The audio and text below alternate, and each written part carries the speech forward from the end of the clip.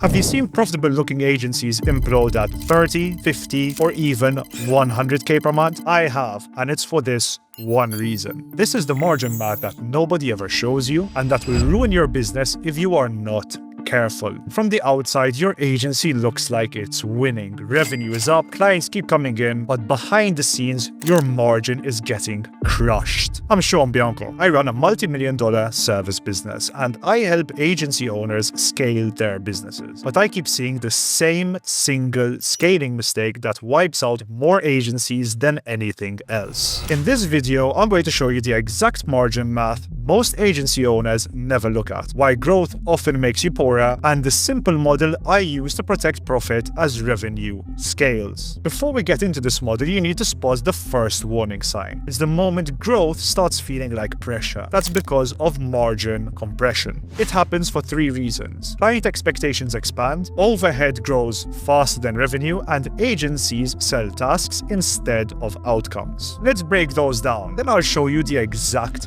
math. Why scaling is actually worse for your agency. This isn't bad luck, and it's not a skill issue. It's structural. As agencies grow, three things happen almost every time. If you don't account for them early, margins quietly collapse. First, client expectations expand. At the start, clients buy a service. Later, they buy access, speed, opinions, and thinking. The contract doesn't change, but the work, now that does. It starts with a quick question, then an extra call, then an ongoing strategy that was never priced in. So you're doing more work for the same money. Over time, your highest paying clients quietly become your lowest margin ones. Second, overhead grows faster than revenue. To keep delivery from breaking, you hire. One role turns into three, then you add management, then two so management can manage. Every one of those costs is fixed. Revenue fluctuates. Expenses don't. Most agencies don't fail here. They stall, busy, bloated, and fragile. Third, agencies sell tasks instead of outcomes. Tasks invite comparison. Comparison creates price pressure. Price pressure destroys margin. That's how agencies hit 30k, 50k, even 100k a month and still feel broke. They're tracking revenue while margin quietly bleeds out. Now, let me show you the numbers that explain exactly why that happens. The numbers that decide if you're profitable or just pretending. Most agency owners think they understand their numbers. They don't. They look at revenue, they check the bank balance. If money is coming in and the account isn't empty, they assume things are fine. That assumption is why margins disappear. So, let's clean this up and keep it simple. Revenue is what clients pay you. Profit is what's left after everyone gets paid. Revenue makes you feel busy. Profit is what actually pays you. Margin is the space in between those two. And that space decides whether growth helps you or slowly buries you. There are two margins that matter, but most agencies only look at one. Gross margin is revenue minus delivery and costs of goods sold. What it costs to do the work, writers, media buyers, designers, contractors, anyone touching the client. At this level, most agencies look fine. Net margin is what's left after overhead. Managers, account leads, software, admin, internal tools, and all the small expenses that quietly stack up. This is where agencies actually die. Now let's talk about time, because this is where the math breaks for most people. Billable time is time a client pays for. Non-billable time is everything else. Meetings, reviews, Slack messages, fixing mistakes, hand-holding, internal coordination. None of this is bad. All of it is overhead, and overhead eats margin whether you track it or not. Here's a distinction most owners miss. Utilization is how much of your team's time is billable. Capacity is how much work they could actually handle without breaking. You can have high utilization and still be losing money. That just means you're efficient at the wrong thing. The metric that actually tells the truth is this: operating profit per full-time employee, not revenue per employee. After all costs, how much profits does each person actually generate? I've seen 30-person agencies with no leverage. I've seen 5-person agencies printing cash. Once you understand these numbers, the problem stops feeling abstract. You can point to exactly where the money is leaking. Now, let me walk you through a simple example so you can see line by line where agencies think they're scaling and where the business actually breaks. This simple math explains why your agency feels broke. Let's make this real. Say you sell a $5,000 monthly retainer. To deliver it, your team spends about 40 hours a month. Your fully loaded internal cost is about $50 an hour, including salary, tax, and benefits. That means delivery costs you $2,000. On the surface, everything looks healthy. 5,000 in, 2,000 out, $3,000 gross margin. This is where most agency owners stop looking. Now add overhead, project management, leadership time, software,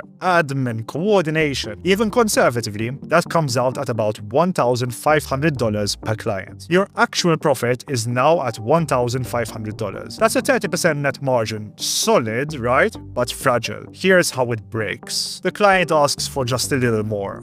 Faster turnaround, extra feedback, more thinking. The scope doesn't change on paper, but the work does. Those 40 hours quietly turn into 50. That extra 10 hours costs you $500. Your profit drops to $1,000. To keep delivery from slipping, you add one more hire, one more tool. Then overhead per client rises to $2,000. Now your profit is $500. Same client, same price, more work, more people, so instead of scaling, you dilute. That's how agencies hit higher revenue numbers and still feel poorer every month. Margin doesn't recover by accident. If it isn't protected by design, growth consumes it. So the real question isn't how to sell more, it's how to sell in a way that preserves margin as expectations rise. That's where the fix starts. Fix your margins before you grow. Most agency owners get this backwards. They try to scale first and hope margin shows up later. It never does. If margin isn't designed into the business, growth just makes the problem louder. You don't fix margins by working harder. You don't fix it by being more efficient. You fix it by changing what you sell and how it's framed. When you sell tasks, you tie your price to effort. Effort always expands. There's always another request that sounds reasonable,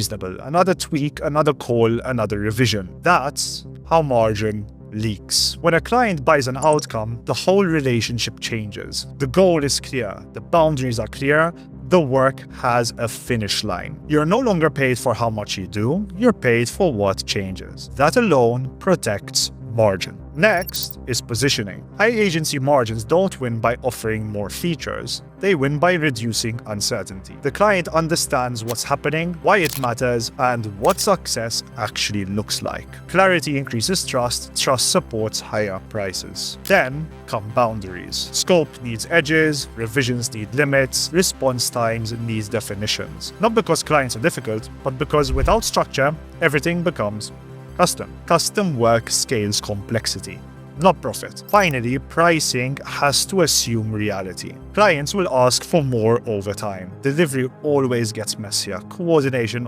always increases. If your pricing assumes things stay clean, the margin will disappear again. The goal is simple. Create enough margin that improvements don't come out of your own pocket. When margin exists, growth feels lighter. When it doesn't, growth feels dangerous. Once this is in place, you can actually enforce the rules that keep it working. 5 blunt rules that keep margin from leaking. These rules are guardrails. Break them and margin leaks, follow them and scaling stays sane. Rule 1. If scope isn't written, it doesn't exist. This is how margin dies quietly. A client says, "We thought it was included." You don't want friction, so you just say yes. That becomes a precedent. Precedent becomes expectation. Anything not written will expand. Written scope is how you stop work from growing without permission. Rule 2. Revisions are capped or they're infinite. Unlimited revision sounds generous. What it actually does is reward indecision. One client uses 1 round, another uses 12. You end up doing free labor for the loudest person in the room. Capped revisions protect time and force clarity. Rule 3. Response time is a boundary, not a promise. Fast replies feel professional. They also train urgency. Slack messages at night, emails marked urgent that aren't. You didn't mean to create this expectation, but you kind of did. Response windows aren't about speed, they're about control. Rule 4.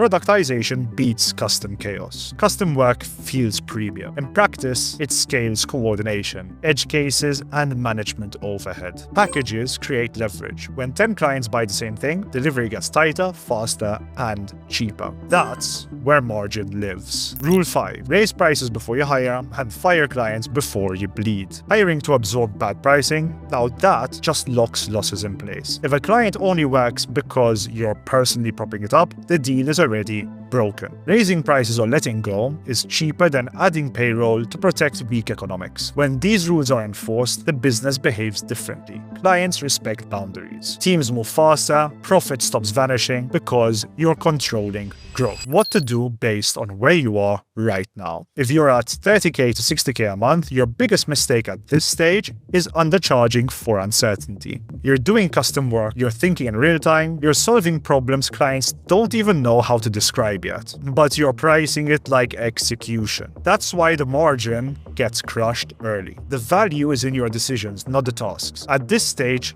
the goal is simplicity. Productize the offer. Define scope aggressively. Be clear about what's included and what isn't. And don't hire yet just to feel legitimate. Hiring before the offer is clean locks in low margin. Fix the offer first. If margin doesn't exist now, scale won't create it. It will only amplify the problem. If you're at 30k to 100k a month, here, the trap changes. Most owners at this level hire to avoid the uncomfortable conversations. Instead of raising prices, tightening scope, or letting bad fit clients go, they add people to absorb the pain. It works briefly, then overhead stacks. Coordination increases, margin collapses. At this stage, the fix isn't growth, it's subtraction. Audit your clients. Look for those who consume the most time and generate the least profit. The answer is usually obvious. Fix pricing where possible. Where it's not, you have to let them go. Then rebuild delivery around outcomes instead of tasks. When you do that, growth stops feeling like damage, control starts feeling deliberate.